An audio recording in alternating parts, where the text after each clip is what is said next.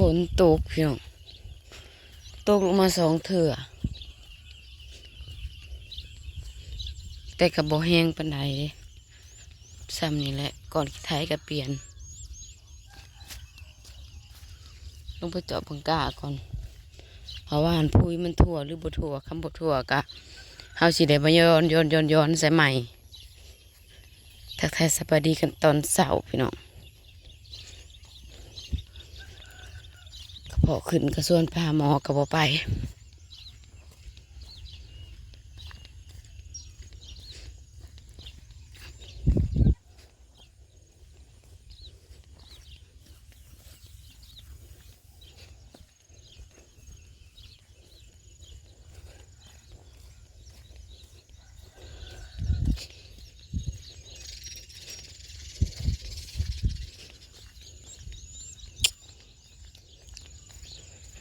ตกกับพอได้ถึงสิบ่แห้งกับพอได้หวดมันพี่น้องมันก็เป็นยาเนาะน้ำฝนมันก็สิเป็นยากว่าน้ำเฮาดูดใส่ก็ใครแน่อยู่กาเขานะเขาใส่ปุ๋ยเวียดพี่น้องสอบ1,500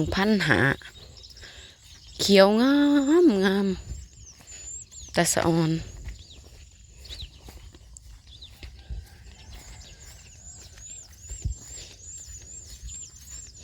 น่านบ่ทั่วแน่นอนเลยหวานการหวานปุ๋ยนี่ของเขาหวานตำลังนะเขาใส่ปุ๋ยเขียวปุ๋ยเวียดเห็นบ่สังเกตเห็นโลดมันเป็นบ่ทั่ว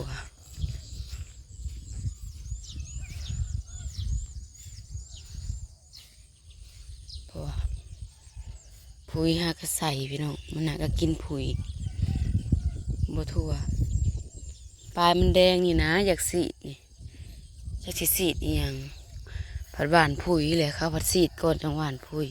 เห็นบ่สังเกตได้โลดนะบัวทั่ว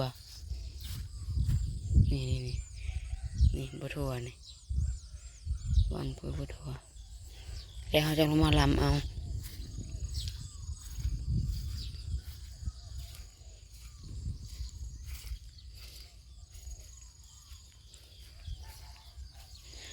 พ้นตกมากกับบ่ทันได้ดำดอกอันนี้นะกะกะมีแต่หยา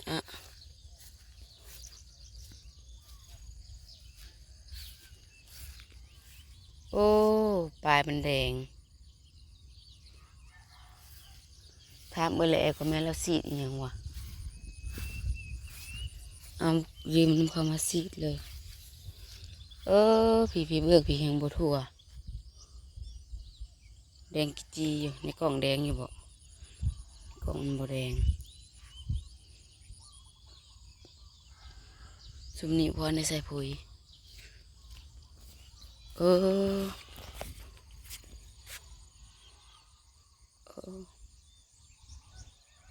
แดงได้สิไปทำแล้วก็เขาซีดหยังพี่น้องเห็นบนแนมไปบนบัวทั่วนะ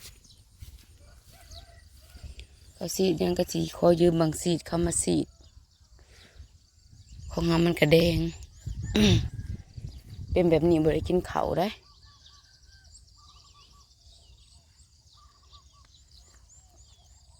กะข้าวหวานตำลางงามกว่าบักละลายหนึ่งเพราะว่าเขาซีดเด้แล้วซีดฮอร์โมนบ่ป่ะ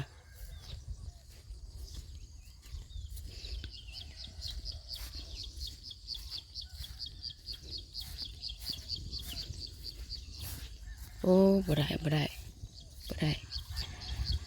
ตายแดง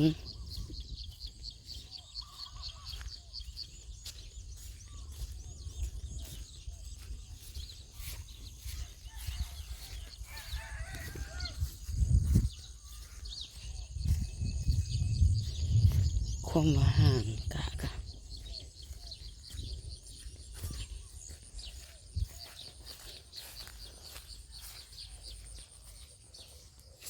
โอ้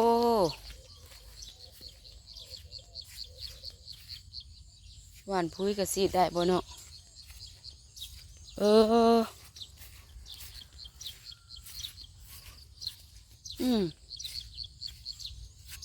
ตัวนี้ยังบ่ได้หว่านปุ๋ยซ้ำ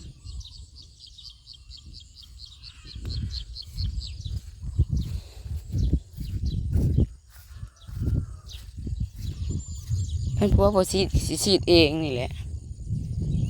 เฮ็ดบ่ได้ก็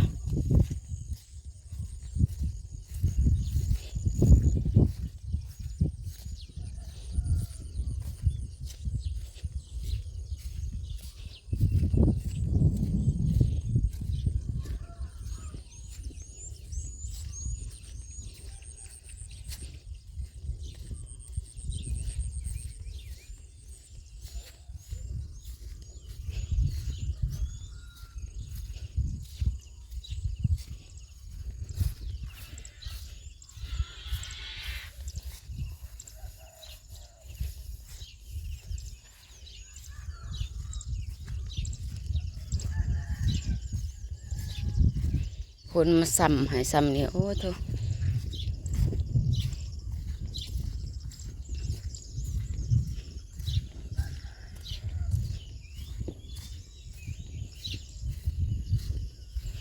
ทั้งหวานปุ๋ยทั้งที่สิบตายบักกังดงบ่เนาะ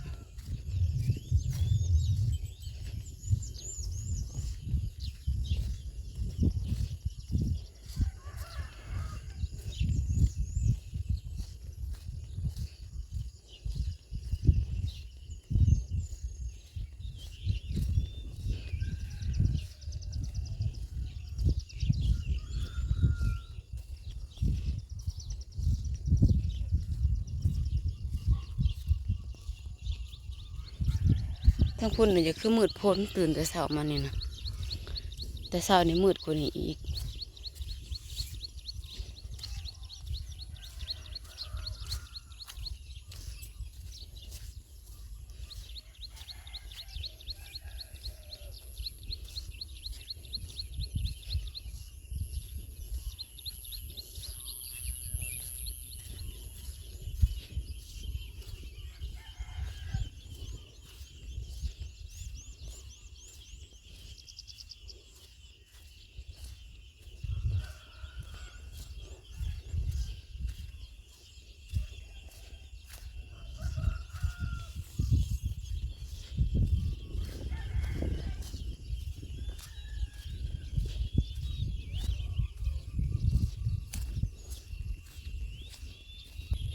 พุ่นพี่น้องทมทานเอาขี้เก็บใส่ทานกะฮอดทมมันน่ะก็หอมพอแล้วเจ็บกระเพาะไปเบิ่งผลปลูกเฮา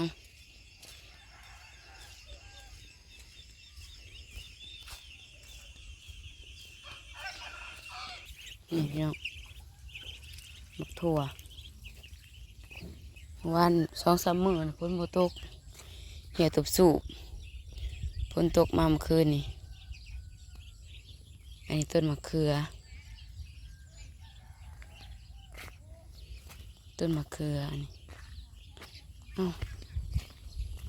โอ้เห็ดขาวเป็นตาเอาดอกยอดมันอันนี้เบี้ยหมักเพชรผักแพรวเบี้ยหมักเพชรพี่น้อง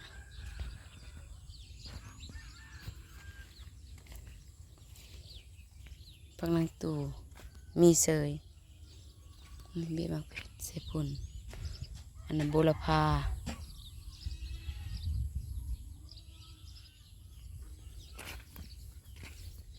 จักเป็นยังเบี้ยหมักเพชรนี่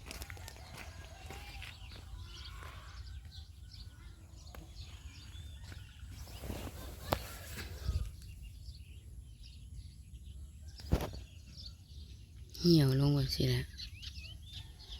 แล้วก็ป่งขึ้นมาใหม่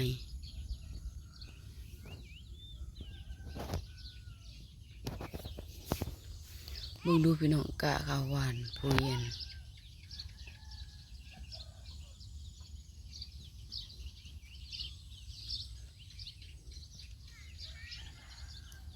หัวสีขอหัวสีไข่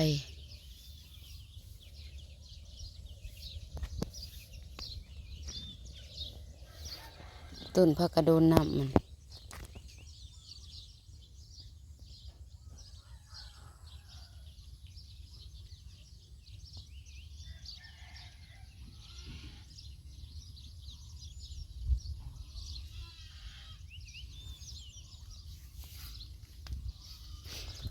หมักแตง